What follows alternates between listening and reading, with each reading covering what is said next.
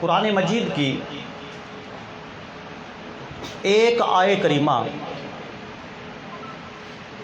اس کا مختصر سا حصہ میں نے تلاوت کیا ہے۔ قرآن مجید کے اندر جا بجا اور متعدد آیات کریمہ میں رب کائنات نے ایمان والوں کی صفات کا ذکر کیا ہے۔ کہنے کو تو ہر کوئی ایمان کا ٹھیکیدار ہے، لیکن ایمان کی کاملیت اور ایمان کی چاشنی اور ایمان کی حلاوت صرف اس کو نصیب ہوتی ہے جو قرآن کے دیے ہوئے ضابطے پر پورا اترتا ہو۔ اس آیت کریمہ کے ایک حصے میں رب کائنات نے ایمان والوں کی ایک پہچان بتائی ہے۔ کیا؟ ایک پہچان بتائی ہے۔ فرمایا والذین آمنوا اشد حبا للہ۔ رب کہہ رہا ہے کہ ایمان والے اللہ سے شدید محبت کرتے ہیں۔ یعنی ایمان والوں کی رب کائنات ایک شناخت دے رہا ہے، ایمان والوں کی ایک پہچان دے رہا ہے۔ ایمان والوں کی پہچان لوگوں کو کروا رہا ہے کہ کسی کو صاحب ایمان دیکھنا ہو تو اس کو محبت کے پیمانے پہ پرکھ لینا۔ ایمان والے وہ ہیں جو اللہ سے، یہاں ایک خاص لفظ ہے کہ صرف محبت نہیں کہا، اشد حبا للہ۔ صرف کسی کے ساتھ محبت کرنا یہ اور پہلو ہے، اور کسی کی محبت میں فنا ہو جانا یہ اور پہلو ہے۔ یہاں رب کائنات صرف یہ نہیں کہہ رہا کہ جو مجھ سے محبت کرتا ہوگا وہ مومن ہے، نہیں، فرمایا کہ وہ شخص ایمان پر کامل اترتا ہے جو رب سے محبت نہیں کرتا، شدید محبت کرتا ہے۔ کیا؟ اونچا بولیے، شدید محبت کرتا ہے۔ اور عرفاء، عارف لوگ، صوفیاء کہتے ہیں کہ جب محبت شدت میں بدل جائے اسی کو عشق کہتے ہیں۔ ابتدا محبت سے ہوتی ہے، مگر جب محبت میں شدت آ جائے، جب محبت کے سمندر میں طغیانی آ جائے، جب محبت کا سمندر ٹھاٹھے مارنے لگے، پھر وہ محبت کے رنگ پہ عشق کا رنگ چڑھ جاتا ہے، یہی محبت پر عشق میں بدل جاتی ہے۔ اب اگر شدت کے معنی کو لے کر میں اس آیت کا ترجمہ کروں تو ترجمہ یوں بنتا ہے کہ لوگوں، ایمان والا وہی ہوتا ہے جو اپنے رب سے عشق کرتا ہے۔ ایمان والا وہی ہوتا ہے جو اپنے رب سے، بولیے، عشق کرتا ہے۔ اب رب فرما دے تو کسی کے ہاں مجال ہے انکار کی؟ بولیے نا، کوئی کہہ سکتا ہے کہ اب میں محبت کے بغیر بھی ایمان والا ہو جاؤں گا، میں عشق کے بغیر بھی ایمان والا کہلا پاؤں گا؟ نہیں، جو محبوب حقیقی نے کہہ دیا وہی حرف آخر ہے۔ جب اس نے یہ پہچان کروا دی کہ وہ صرف محبت نہیں، شدت سے محبت کرتے ہیں، مطلب اللہ سے عشق کرتے ہیں۔ یاد رکھیے، اب جب بات محبت تک آ گئی، توجہ ہے؟ ہاں، آگے ذوق آ رہا ہے، بس یہ ابھی تمہید ہے نا، تمہید ہے۔ جب بات چاہنے تک آ گئی، جب بات محبت تک آ گئی، جب بات عشق کی وادی میں داخل ہو گئی تو یہ بات میری دل کے کاغذ پہ لکھ کے لے جانا کہ محبت کبھی بن دیکھے نہیں ہوتی۔ میں نے ایک جملہ کہا ہے، محبت کبھی بن دیکھے نہیں ہوتی، اور جب بن دیکھے محبت نہیں ہوتی تو محبت میں شدت کہاں سے آئے گی؟ وہ محبت پھر عشق میں کیسے بدلے گی؟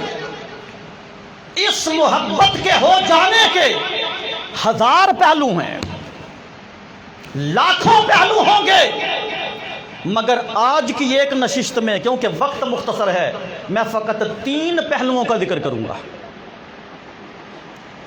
ان میں سے کوئی پہلو بھی ہو جائے تو اس بندے کے ساتھ محبت ہو جاتی ہے۔ نمبر 1، کسی کا حسن دیکھ کر،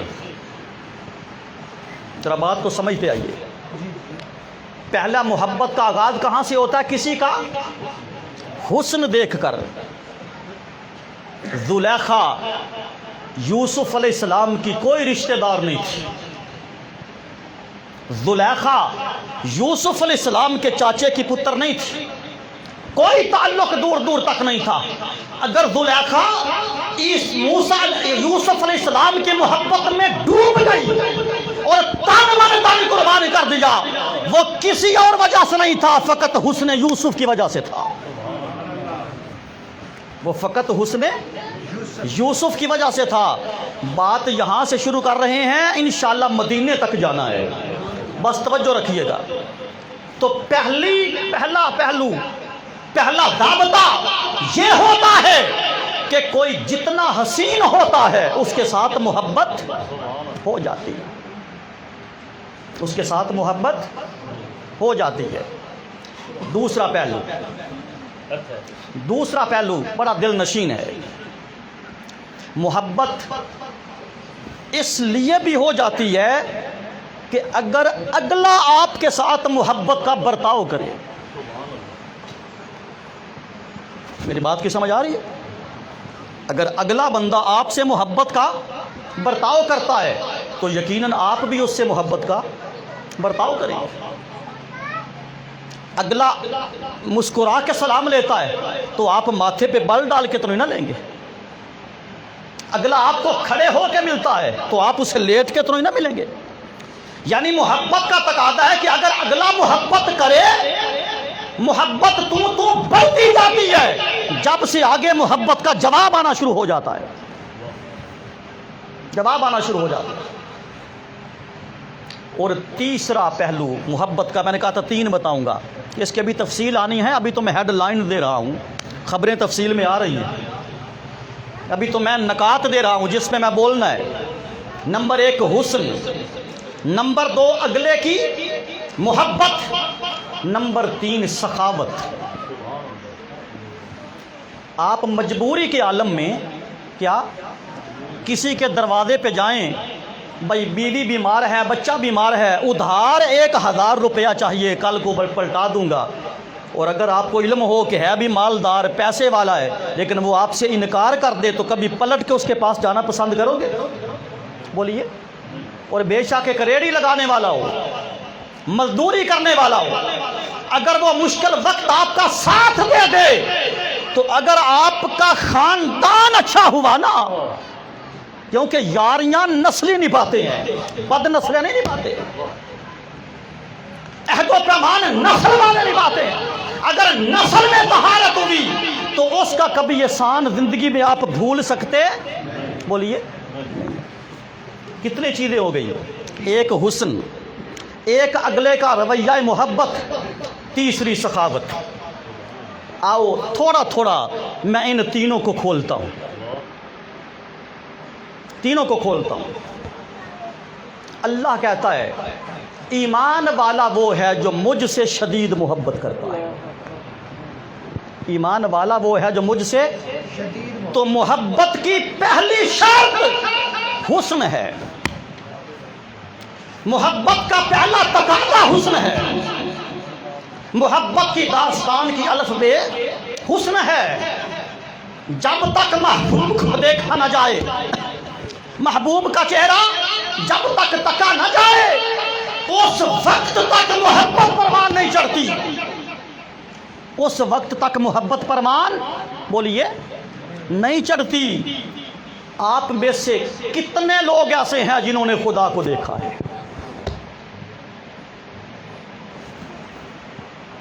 دیکھنے کے لیے صورت چاہیے، وہ بے صورت ہے۔ دیکھنے کے لیے شکل چاہیے، وہ شکل سے پاک ہے۔ دیکھنے کے لیے پاس بیٹھنا ضروری ہے، وہ اس چیز سے بھی پاک ہے۔ کون اس کے پاس جا کے بیٹھا ہے سوائے ایک ذات کے؟ اس پہ تو میں آگے آؤں گا نا، کون بیٹھا ہے؟ اگر مجھ پہ یقین نہ آئے تو حضرت موسیٰ سے پوچھ سکتے ہیں کہ اس کے دیکھنے کا انداز کیا ہوتا ہے۔ پیغمبر ہو کر 40 دن ہوش نہیں آتی۔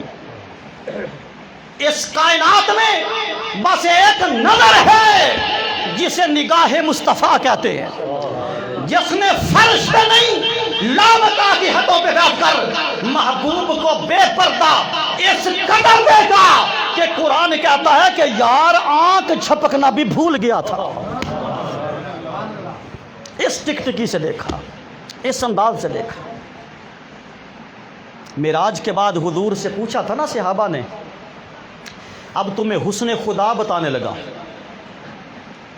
تمہیں خدا کی صورت بتانے لگا ہوں، جس کا دل چاہا فتویٰ لگا لینا، میری طرف سے عام اجازت ہوتی ہے، مگر جو حق ہوتا ڈنکے کی چوٹ پہ کہتا ہوں، خدا کا حسن نہیں دیکھا جا سکتا، مگر خدا کی عزت کی قسم اس نے اپنے حسن کو بشریت کا پیکر بنایا، اس نے اپنے حسن کو انسانی روح بنایا اور 12 ربیع الاول کی صبح آمنہ کی گود میں دے دیا۔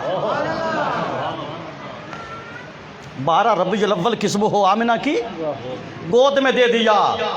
حسن وہی تھا، بس مجسمہ تبدیل ہوا تھا۔ وہ غالباً حیدر شاہ صاحب کا شعر ہے نا کہ او یار کلوکڑی رات والا اج بھیس وٹا کے بتایا۔ وہ یار کلوکڑی رات والا۔ تو یہ حسن مصطفیٰ، یہ حقیقت میں حسن خدا ہے۔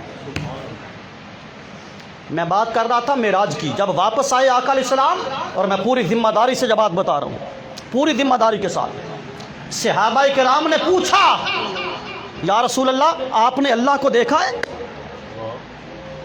صحابہ نے پوچھا، میرے آقا نے فرمایا رأیت ربی فی احسن صورہ، میں نے اللہ کو بڑی سونی صورت میں دیکھا ہے۔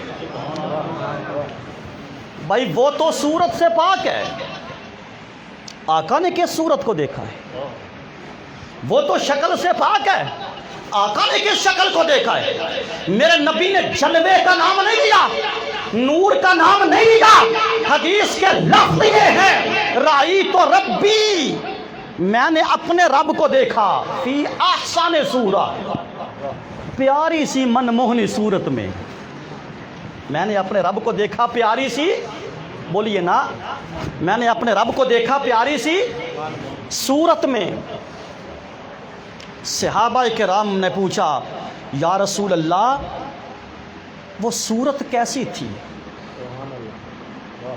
میں توجہ چاہتا ہوں، حضور وہ صورت کیسی تھی؟ میرے آقا نے فرمایا وہ بتائے جانے والی نہیں، نہ کوئی بتا سکتا ہے۔ صحابہ نے پوچھا حضور اس کی کوئی مثال؟ فرمایا وہ مثالوں سے پاک ہے۔ اس کی کوئی تمثیل؟ وہ تمثیلوں سے پاک ہے۔ اس کا دنیا میں کوئی نمونہ؟ وہ نمونوں سے پاک ہے۔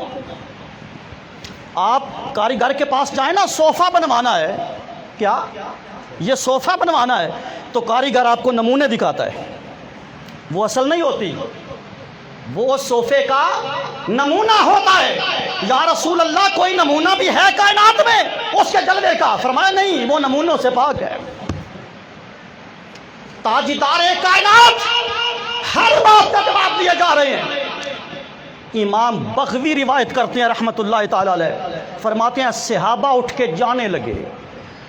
بھئی یہ گل پوچھنے والی لگتا نہیں، کہ سمجھ آ رہی ہے کہ نہیں آ رہی؟ صحابہ اٹھ کر جانے لگے۔ جب میرے رسول نے صحابہ کو جاتے دیکھا، یہ جملہ حدیث کا نہیں، یہ میرا ہے، کیونکہ حدیث کو گھٹانا بھی گناہ ہے، حدیث کو بڑھانا بھی گناہ ہے۔ یہ میں جملہ خود بول رہا ہوں، آگے جو آئے گا وہ حدیث ہوگی۔ میرا وجدان کہتا ہے، میرے مصطفیٰ کے دل میں خیال آیا ہوگا کہ ابو بکر واپس آ جا، تجھے بتاتا ہوں خدا کون سا ہے۔ اے عمر واپس آ جا، تجھے جلوہ خدا دکھاتا ہوں، تاکہ میری بارگاہ سے کوئی شخص خالی نہ جائے۔ صحابہ پلٹ کر جب مصطفیٰ کے پاس آئے، کہنا فرمایا تم خدا کی صورت دیکھنا چاہتے ہو، تم خدا کا جلوہ دیکھنا چاہتے ہو، خدا کی شکل دیکھنا چاہتے ہو؟ مصطفیٰ نے کہا رہی تو ربی، وہ جس رب کو میں تج کے آیا ہوں، تم مجھے دیکھو وہی نظر آئے گا۔ کوئی سمجھ آ رہی ہے کہ نہیں آ رہی؟ من رآنی فقد رأى الحق، فرمایا جس نے محمد کو دیکھا اسی نے خدا کو دیکھا، جس نے مصطفیٰ کو دیکھا اسی نے خدا کو دیکھا۔ اللہ کی عزت کی قسم، جلوہ مصطفیٰ حقیقت میں جلوہ خدا ہے۔ جلوہ مصطفیٰ حقیقت میں جلوہ خدا ہے۔ معروف حدیث پاک، کیا معروف حدیث پاک آپ کثرت سے سنتے رہتے ہیں، آج نئے ذائقے کے ساتھ۔ حضرت جابر نے پوچھا تھا یا رسول اللہ صلی اللہ علیہ وآلہ وسلم، اللہ نے جب کائنات کو پیدا کیا، کائنات کی اشیاء کو بنایا، تو رب کائنات نے سب سے پہلے کس شے کو بنایا تھا؟ حدیث سنی ہوئی ہے نا، اکثر علماء بیان کرتے ہیں، لیکن میں آج نئے ذائقے کے ساتھ، حدیث وہی ہے۔ یا رسول اللہ، اب سوال پہ غور کرنا، جب اللہ نے کائنات کو بنایا، بھائی کوئی شاید تو پہلے بنائی ہوگی نا، آپ مکان بناتے ہیں تو کوئی شاید تو پہلے بناتے ہیں، فرنیچر بناتے ہیں تو کوئی شاید تو پہلے بناتے ہیں۔ صحابہ نے پوچھا یا رسول اللہ، جب یہ ساری کائنات بنی، عرش و کرسی بنی، لوح و قلم بنا، جنت و دوزخ بنا، یہ جہاں بنا، یہ کہکشائیں بنی، آقا جب ساری کائنات مارد وجود میں آئی تو رب کائنات نے سب سے پہلے کیا بنایا تھا؟ میرے آقا نے جواب دیا اے جابر، اللہ نے ہر شے سے پہلے اپنے نور سے تیرے نبی کے نور کو بنایا تھا۔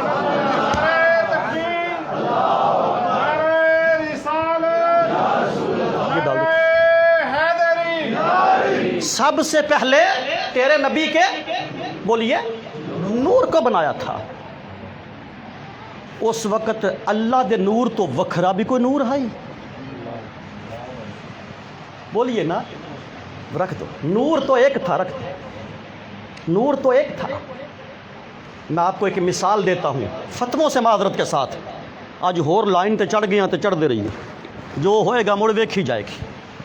بڑی توجہ چاہتا ہوں، بڑی توجہ۔ آپ ایک کانا لے کے آتے، اب تو وہ دور گزر گیا نا، میں پچھلے دور کی ایک مثال دے رہا ہوں۔ آپ ایک کانا لے کے آتے، کیا بولیے نا، وہ صبح اخبار تو کوئی خبر آئی تو میرے خلاف ہونی ہے، تو ہانوں کوئی کچھ نہیں آتا۔ آپ ایک کانا لے کے آتے ہیں، اس کانے کے ساتھ آپ لکھ سکتے ہیں؟ اس کانے کو سیاہی میں ڈبو کر کسی کو خط لکھنا ہو لکھ سکتے ہیں؟ ڈائری پہ لکھنا ہو لکھ سکتے ہیں؟ نہیں، وہ کانا تو ہے مگر ظاہری طور پر آپ اس سے وہ جو ما حاصل ہے نا وہ نہیں لے سکتے۔ اب آپ نے کیا کیا؟ اسی کانے سے ایک کانا جدا کر دیا۔ توجہ چاہتا ہوں، اسی کانے سے ایک کانے کا ٹکڑا جدا کر دیا۔ جب جدا کیا تھا کون کافر کہتا ہے کہ وہ ٹکڑا کانا نہیں؟ یہ گلنا تو سویرے سمجھے جاؤں گی۔ جب کانے سے کانا جدا کیا تھا تو اس وقت تک یہ بھی کانا، اور جس ٹکڑے کو جدا کیا تھا وہ کیا ہے؟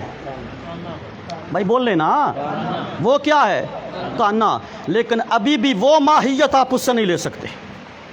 ٹکڑا جدا ہو گیا، حقیقت وہی رہی۔ اب آپ نے کیا کیا؟ چھری لی، اسی کانے کو قلم کے روپ میں ڈالا، ہائے ہائے، اسی کانے کے ٹکڑے کو آپ نے کیا کیا؟ قلم کے روپ میں ڈالا۔ اور ایک قلم بنان دا مقصد کی سی؟ ایڈا سونا کانا تو چھل کے رکھ چھڑیا، کلم کا مقصد کیا تھا؟ آپ کہیں گے جب تک کاندھا تھا ہم جو مقصد لینا چاہتے تھے وہ نہیں حل ہو رہا تھا، جو فائدہ لینا چاہتے تھے وہ نہیں حل ہو رہا تھا، ہم نے فائدے کی خاطر تھا کانا پر صورت قلم کی دے دی۔ جب کانا قلم کے روپ میں آیا تو پھر آپ نے خوش خط لکھا کہ نہیں؟ ہائے ہائے بولیے نا، جب کانا قلم کے روپ میں آیا تو خوش خط لکھا کہ نہیں؟ بلا تشبیہ و بلا مثال، جب رب کائنات نے وجود مصطفیٰ کو خلقنا تھا وہ تو کہتا ہے کن تو کنزن مخفیل، میں تو ایک چھپا ہوا خزانہ تھا۔ ارے مجھے تو رب کہنے والا بھی کوئی نہ تھا، مجھے تو خدا کہنے والا بھی کوئی نہ تھا، میں رازق تھا مگر رزق لینے والا کوئی نہ تھا، میں پالن ہار تھا مگر پلنے والا کوئی نہ تھا۔ کوئی سمجھ آ رہی ہے کہ نہیں آ رہی؟ میں زندگی دینے والا تھا پر زندگی لینے والا کوئی نہ تھا۔ فرمایا پر ایک دن میں نے اپنے وحدت کے شیشے میں خود کو دیکھا، میں نے اپنے وحدت کے شیشے میں خود کو دیکھا، فَأَحْبَبْتُهُ، مجھے اپنے آپ سے محبت ہو گئی، أَشِدُّ حُبًّا لِلَّهِ، مجھے اپنے آپ سے محبت ہو گئی۔ میں نے کہا کیوں نہ مخلوق کو پیدا کیا جائے، کیوں نہ اس صورت پر مخلوق کو پیدا کیا جائے۔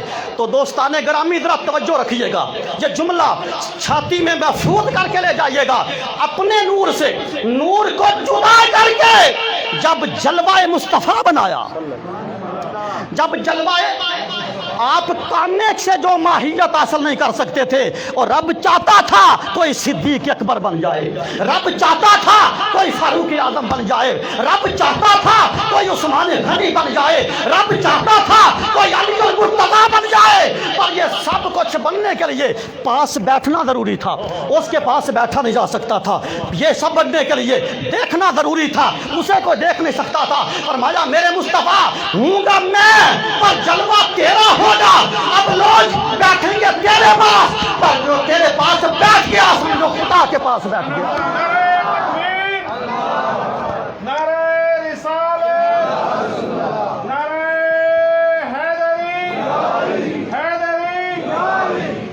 کوئی سمجھ آ رہی ہے کہ نہیں آ رہی؟ کسی پنجابی کے شاعر نے، کبھی کبھی ذوق آتا ہے میری یہ عادت نہیں، کسی پنجابی کے شاعر نے اس پہ قلم توڑ دیا۔ وہ کہتا ہے کہ الف دے مکھ تے میم دا پردہ، الف دے مکھ تے میم دا پردہ، تینوں جانن والیا جان لیا، او پانا بھولے کھے آنا بشری دے ڈھولا، پانا بھولے کھے آنا بشری دے، وے تینوں عاشقانے پہچان لیا۔ وہ یار کل ہوکڑی رات والا آج بھیس بتا کے آؤ ام المومنین حضرت عائشہ صدیقہ سے مہر لگوا دوں، ان کی تو مان جاؤ گے نا۔ ام المومنین فرماتی ہیں میں اور میرے سرتاج حجرے میں تنہا تھے، کوئی تیسرا بندہ پاس موجود نہیں تھا۔ مجھے ایک خیال آیا، میں نے آقا علیہ السلام سے پوچھا یا رسول اللہ مجھے آج تک اس بات کی سمجھ نہیں آئی کہ مصر کی عورتوں نے یوسف کو ایک نظر دیکھا تھا، اور میں اس سے پہلے ایک جملہ دے لوں، اگر آپ کا ہاضمہ تکڑا ہوا تو ہضم کر لینا۔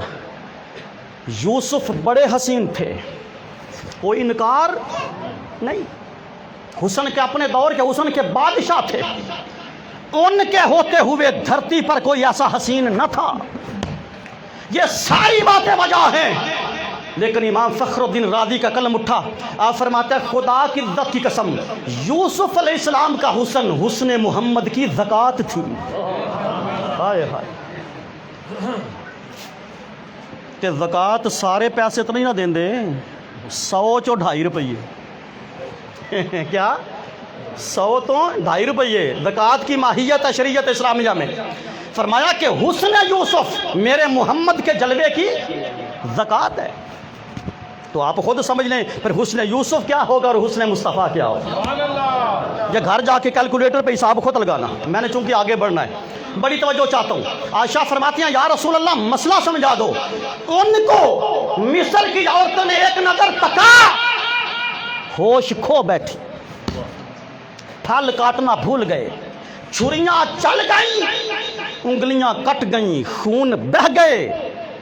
یا رسول اللہ آپ تو یوسف سے بھی حسین ہیں، آپ کو ہم ہر روز دیکھتے ہیں، یہ کیفیت پیدا کیوں نہیں ہوتی؟ جواب سننا چاہتے ہو؟ ذرا جاگ کے سیدہ عائشہ صدیقہ رضی اللہ تعالیٰ عنہ فرماتی ہیں میرے آقا بیٹھے تھے، کھڑے ہو گئے۔ آقا نے فرمایا عائشہ آ مڑ تینوں نظارہ دکھائی دیا۔ عائشہ فرماتی ہیں حضور نے مجھے قریب کر لیا۔ کیا؟ حضور نے مجھے قریب کر لیا اور اپنی چادر میں چھپا لیا، اوپر کمبلی تھی، چادر تھی، چادر کے اندر مجھے چھپا لیا، چند لمحے رکھا، 1 منٹ بھی نہیں، چند سیکنڈ رکھا۔ جب چادر ہٹائی مصطفیٰ بولتے ہیں عائشہ سچ بتا تو نے کیا دیکھا ہے؟ عائشہ نے پھر سارے جہان کو بتا دیا، جب کتب میں آ گیا تو سارے جہان کو پتہ چل گیا نا۔ عائشہ صدیقہ فرماتی ہیں یا رسول اللہ مجھے اس رب کی قسم جس نے آپ کے سر پہ ختم نبوت کا تاج رکھا ہے، میرے مصطفیٰ مجھے اس رب کی عزت کی قسم جو میں نے دیکھا ہے نا، کاش وہ مصر کی عورتیں دیکھ لیتی، جو میں نے دیکھا ہے وہ کاش مصر کی عورتیں دیکھ لیتی۔ تو پھر یا رسول اللہ ان کی چھریاں ہاتھوں پہ نہ چلتی، اپنی گردنیں کاٹ لیتی، گردنیں کاٹ لیتی۔ سنو وہ جو عائشہ صدیقہ نے دیکھا ہے نا وہ حقیقت مصطفیٰ ہے، وہ حقیقت ہے۔ اگر میں جان کی امان پاؤں تو ایک بات یاد آ گئی ہے، سنا دوں؟ بولیے۔ ہاں مجھے علم ہے یہ دور ان باتوں کا نہیں، شعر و شاعری کا دور ہے، سورۃ ترنم کا دور ہے، تو یہ چیزاں میرے کو نہیں، میرے کو جو ہے وہ دے رہے ہیں۔ بڑی توجہ، آقا علیہ السلام نے ایک دفعہ صحابہ کے مجمع میں ایک بات فرمائی تھی، صحابہ کے مجمع میں میرے آقا نے فرمایا صحابیو سنو، مجھ پر ایک وقت ایسا بھی آتا ہے، کیا 24 گھنٹوں میں مجھ پر ایک وقت ایسا بھی آتا ہے کہ نہ کوئی بشر میرے تک پہنچ سکتا ہے، نہ کوئی جن پہنچ سکتا ہے، نہ کوئی نبی پہنچ سکتا ہے، نہ کوئی فرشتہ پہنچ سکتا ہے۔ ایک خاص وقت ہے، خاص وقت۔ اب صحابہ حرام، حضور نے وہ وقت بتایا نہیں، اب صحابہ حیران کہ وہ وقت لبنا چاہیے کیا وہ وقت تلاش کرنا چاہیے، ہمیں بھی پتہ چلے وہ وقت کون سا ہے۔ اب بیوی سے بڑھ کر شوہر کو کوئی نہیں جانتا، ایسے ہی ہے نا؟ ہاں، بیوی سے بڑھ کر شوہر کو کوئی نہیں جانتا۔ چلو عائشہ صدیقہ کے دروازے پہ چلتے ہیں، قربت بھی ہے، صحبت بھی ہے، محبت بھی ہے۔ عائشہ صدیقہ سے پوچھتے ہیں تو نے کبھی وہ وقت دیکھا؟ صحابہ کرام مل کر حضرت عائشہ صدیقہ کے پاس آئے، پردے میں بیٹھ کے پوچھتے ہیں ام المومنین آج ایک مسئلہ پوچھنے آئے ہیں، جب تک رات سے پردہ نہ ہٹاؤ گی ہم جانے والے نہیں۔ آج وہ رات بتا دو کہ مصطفیٰ پہ وہ وقت کیسا آتا ہے۔ عائشہ فرماتی ہے خدا کی قسم وہ وقت آج تک میں نے بھی نہیں دیکھا، لیکن مجھے تھوڑا سا اندازہ ہے۔ کیا بھائی جاگ رہے ہیں؟ مجھے تھوڑا سا اندازہ ہے، وہ بتا دیتی ہوں۔ اماں جان وہی بتائیے، بڑی پتہ کی بات ہے حضور۔ عائشہ صدیقہ فرماتی ہے آدھی رات کا وقت تھا، حضور حجرے میں اکیلے تھے، میں نے جا کے دستک دی، میرے آقا نے فرمایا کون؟ دستک دینے میں بندہ یہی پوچھتا ہے نا۔ عائشہ فرماتی ہے میں نے دستک دی، حضور نے پوچھا کون؟ فرمایا یا رسول اللہ میں عائشہ۔ حضور فرماتے ہیں کون عائشہ؟ توجہ توجہ توجہ، حضور فرماتے ہیں کون عائشہ؟ ڈر تو میں اسی بات پہ گئی، لیکن میں نے تھوڑا حوصلہ کیا، میں نے کہا حضور عائشہ بنت ابو بکر صدیق، میں عائشہ ابو بکر صدیق کی بیٹی۔ میرے نبی نے فرمایا کون ابو بکر؟ وہ جو خلوتوں کا ساتھی تھا، وہ جو جلوتوں کا ساتھی تھا۔ کوئی سمجھ آ رہی ہے کہ نہیں آ رہی؟ اس صدیق کو نہیں پہچان رہے۔ عائشہ فرماتے ہیں میں نے کہا ابو بکر صحابی رسول اللہ، ابو بکر رسول اللہ کا صحابی ہے، خدا کی عزت کی قسم مصطفیٰ نے کہا کون رسول اللہ؟ میں ذمہ دار ہوں، مولوی نہیں ہو کہ بغیر دلیل کے بات کروں گا۔ عائشہ فرماتی ہیں اتنا کہا میرے وجود پہ کپ کپی طاری ہو گئی، میری ٹانگیں کانپ گئی، میں وہاں سے بھاگ کے آ گئی۔ اگلا جملہ پوچھنے کی سکت نہ تھی۔ لیکن کبھی کبھی ہم سوچتے ہیں اس پر کہ اگر سیدہ عائشہ تھوڑا سا حوصلہ اور کرتی نا، ہائے ہائے، اور ایک سوال اور کر لیتی تو آج نور و بشر کے جھگڑے ختم ہو جاتے، آج غیر اللہ کے تانے ختم ہو جاتے۔ عائشہ صدیقہ اگر آخر پہ یہ پوچھ لیتی نا کہ یا رسول اللہ پھر آپ کون ہیں؟ نہیں سمجھ آئی آپ کو میرے جملے کی؟ عائشہ پوچھ لیتی کہ حضور پھر آپ کون ہیں، تو پھر پردے اٹھ جاتے کہ اس نے اپنے نور سے نور جدا کر کے مصطفیٰ کا جلوہ بنایا تھا، پھر پردے اٹھ جاتے۔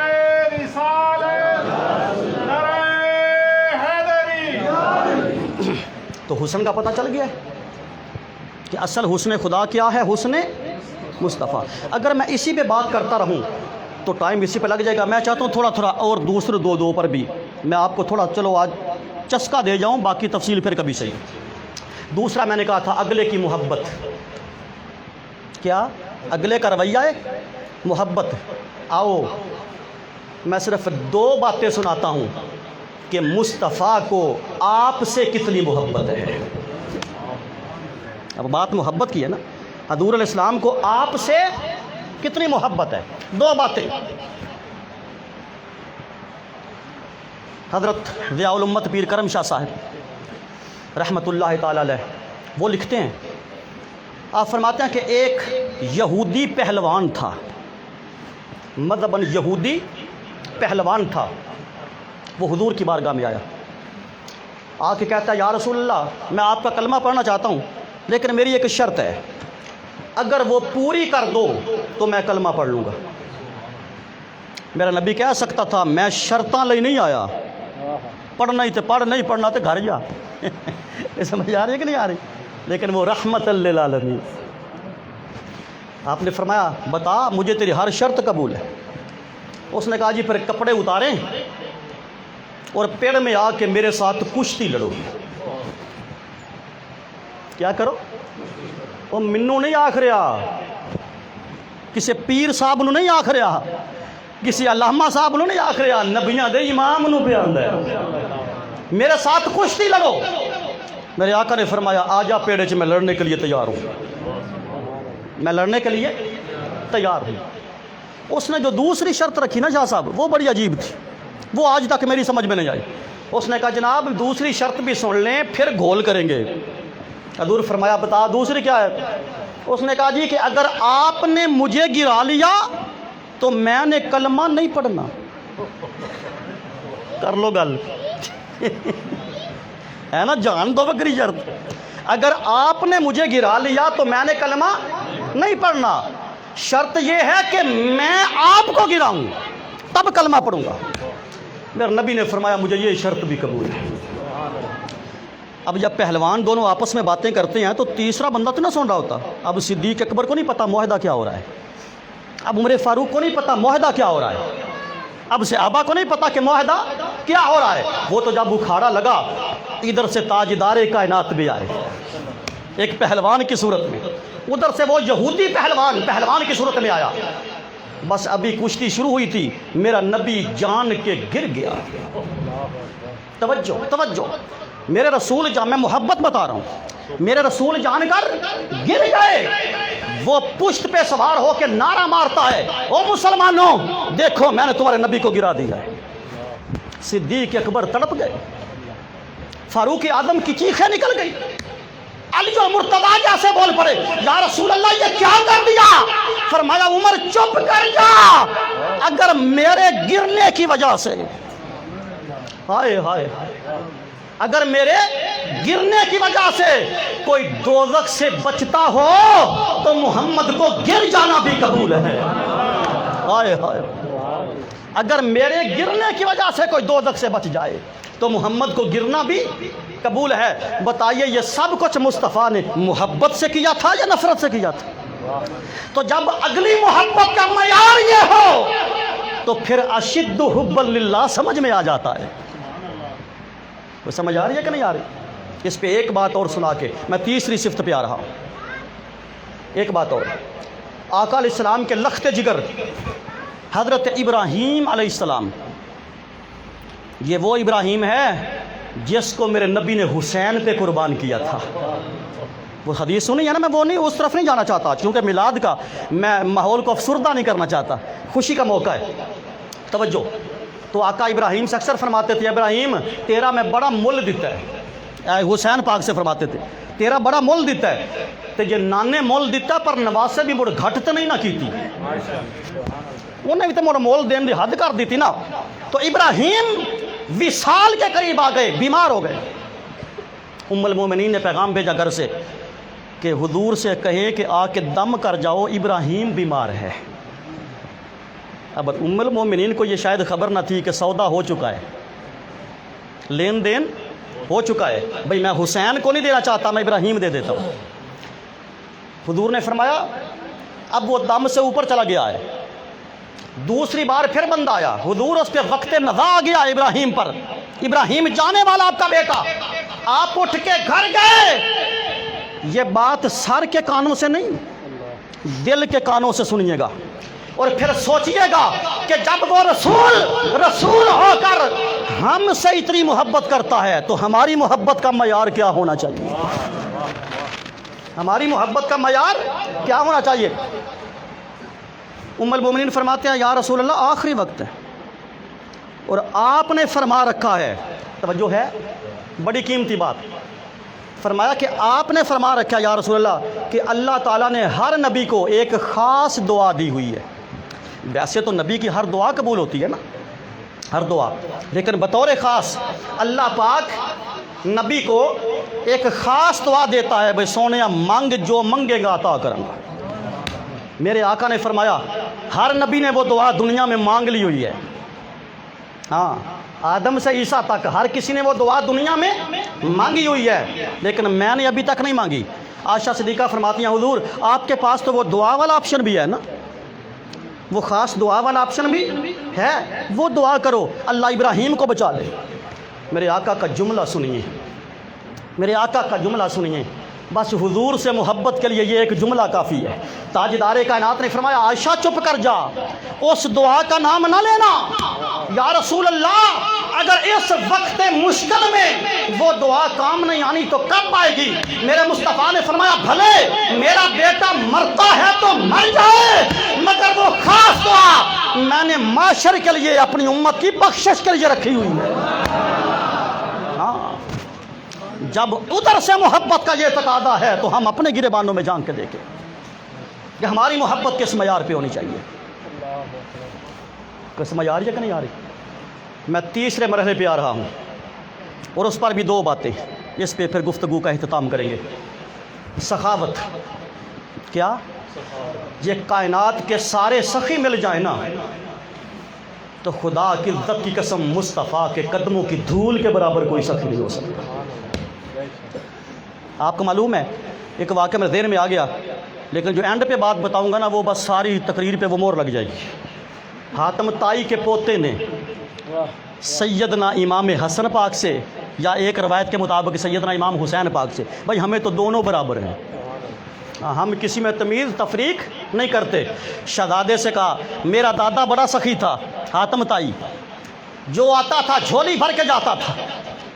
امام حسن حسین پاک نے فرمایا چپ کر، میرے نانے جیسا سخی کائنات میں کسی ماں نے پیدا ہی نہیں کیا۔ وہ کہتا کوئی اپنے نانے کی دلیل دے۔ آپ نے فرمایا سی سید پہل نہیں کر دے، پہل تو کر تے جواب زہرا دا پتر دے سی، پہل تو کر۔ اس نے کہا پھر سن मेरे दादे के 8 दरवाजे थे दरबार के। ये दरबार है ना, तो दाएं बाएं आगे पीछे मिला के कुल कितने दरवाजे थे हातम ताई के दरबार के? 8। वो पोता बड़े फ़ख्र से कहता है, अगर एक दरवाजे से साइल आता था ना, मेरा दादा झोली भर के देता था। वही साइल दूसरे दरवाजे पे आ जाता था तो मेरे दादे ने कभी नहीं कहा तू तो पैनू ले गए हैं, मेरा दादा फिर दे देता था। वो तीसरे दरवाजे से आता, मेरा दादा फिर दे देता, हत्ता कि वो 8 दरवाजे फिरता, मेरा दादा इनकार ना करता था। बस उसने इतना जुमला कहा ना तो फिर ज़हरा का खून जोश में आया, फिर अली का खून वजद में आया। फरमाया रुक जा, पहले तो तेरे दादे की सखावत का रद्द करता हूँ, फिर अपने नाने की सखावत दसांगा। हसनैन करीमैन फरमाते हैं, एक बात बता दे कि जो साइल एक दरवाजे से आया था, अगर उसका दामन भर जाता, अगर उसकी झोली भर जाती तो मुड़ दूए बूए तो जान दी लोड़ केड़ी पई है। उसका दूसरे दरवाजे पे जाना इस बात पर दलालत है कि अभी दामन में जगह है। उसका तीसरे दरवाजे पे जाना इस बात की अलामत है अभी झोली खाली है। उसके 8 दरवाजे फिरना इस बात पर दलालत करता है कि अभी दामन में गुंजाइश बाकी है। हसन कहता है, हुसैन कहता है, अरे सुन, मेरे नाने के दरवाजे का दरबार का सिर्फ एक दरवाजा था, पर रब्बे काबा की कसम, जो साइल उस एक दरवाजे से एक बार खैर ले जाता, उसे पलट के दूसरे दरवाजे पे जाने की हाजत ना होती थी। ये सखावत मुस्तफा का आलम है। नाराए रिसालत, नाराए ताकीद, नाराए हैदरी, नाराए गौसिया।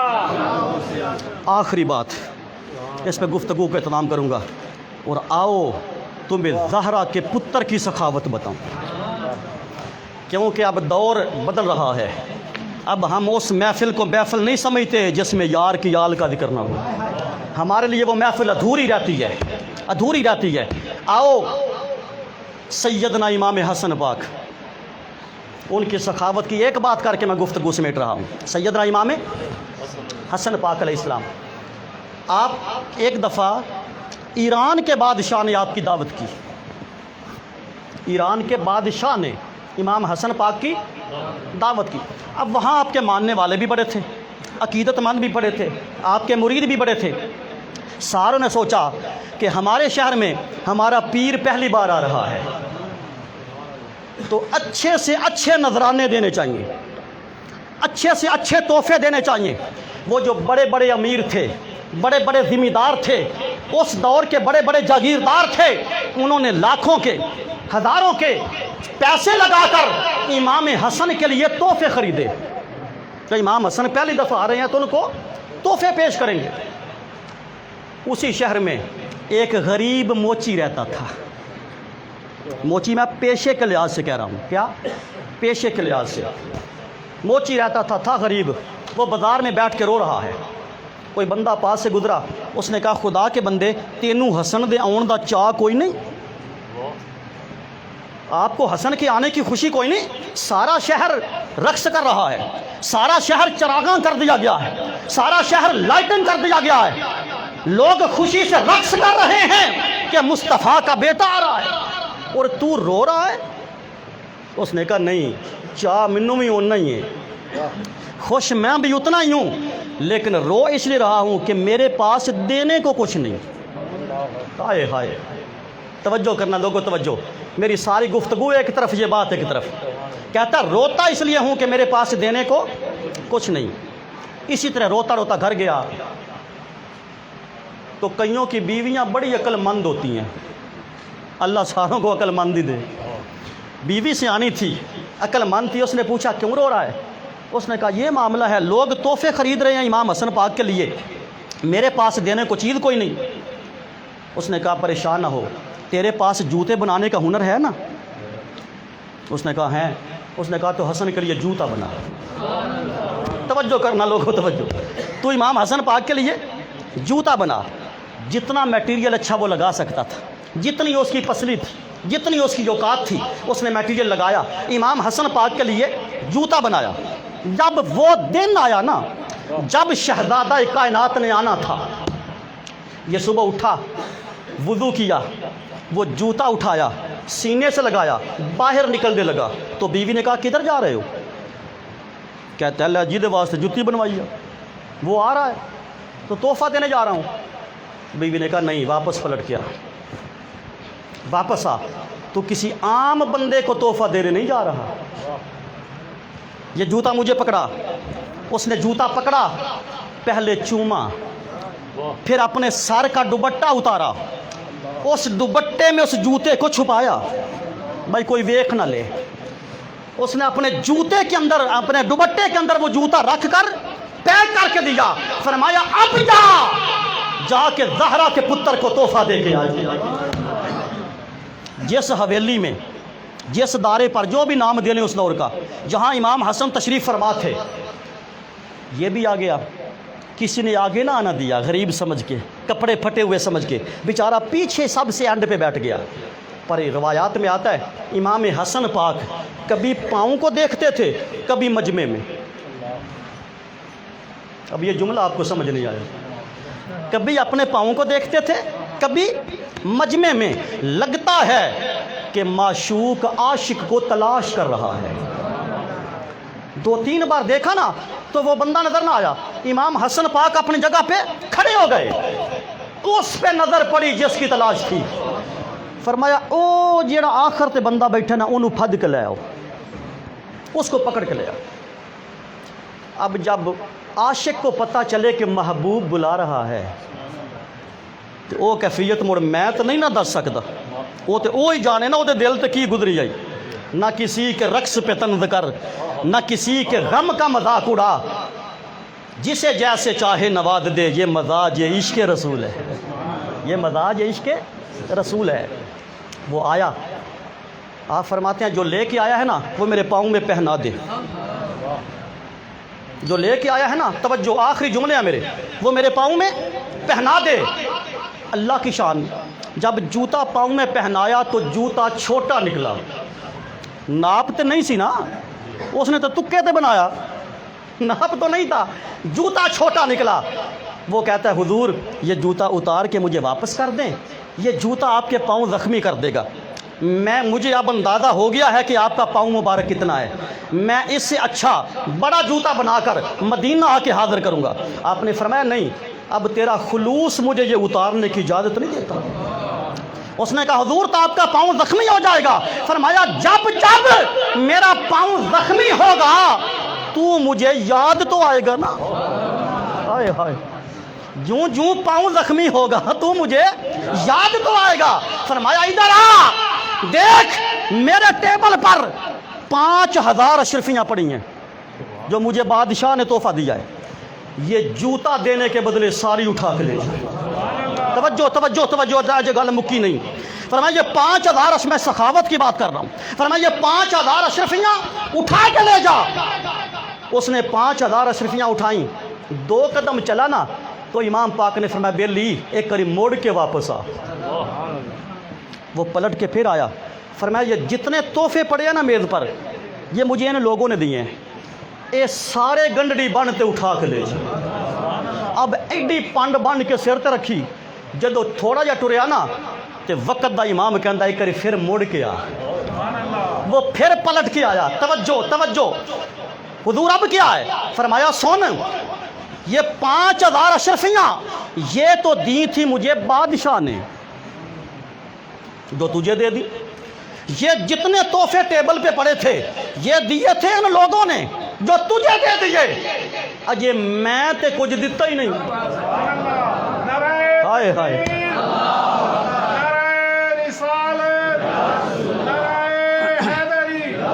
अभी मैंने कुछ नहीं दिया। आप उठ के खड़े हो गए। फरमाया उसके सर पे हाथ रखा। फरमाया गवाह हो जा, जूता देने के बदले हसन तुझे यह देता है कि जिस तरह तुझे मैंने आज तलाश किया है ना, मैं तुझे क़यामत के दिन भी तलाश करूंगा, मैं तुझे रोज़े माशर भी तलाश करूंगा, और तेरी दाईं उंगली पकड़कर हसन साथ जन्नत में लेके जाएगा।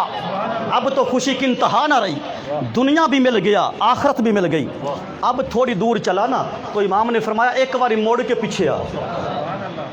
وہ پھر پیچھے آ کے حضور اب کیا رہ گیا ہے؟ فرمایا یہ جو کچھ دیا ہے یہ تو دیا ہے تجھے تے او جن نے دوپٹہ دیتے ہے.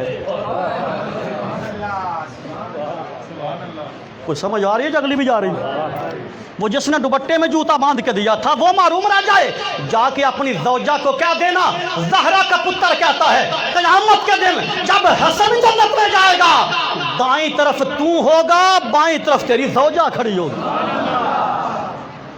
اب وہ جب پلٹ کے جا رہا تھا اب دین کا دامن بھی بھر گیا دنیا کا دامن بھی بھر گیا.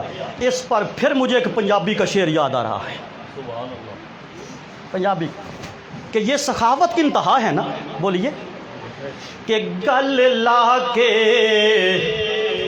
کو جی کملی نو او گل لا کے کو جی کملی نو میرے یار نے کرم کما چھڈیا گل لا کے کو جی کملی نو میرے ماہی نے کرم کما چھڈیا سانو منگنا پیا نہیں در در تو ایسا خیر سخی نے پا چھڈیا سانو منگنا پیا نہیں در در تو. کوئی گل سمجھ جائیے کہ کوئی نہیں؟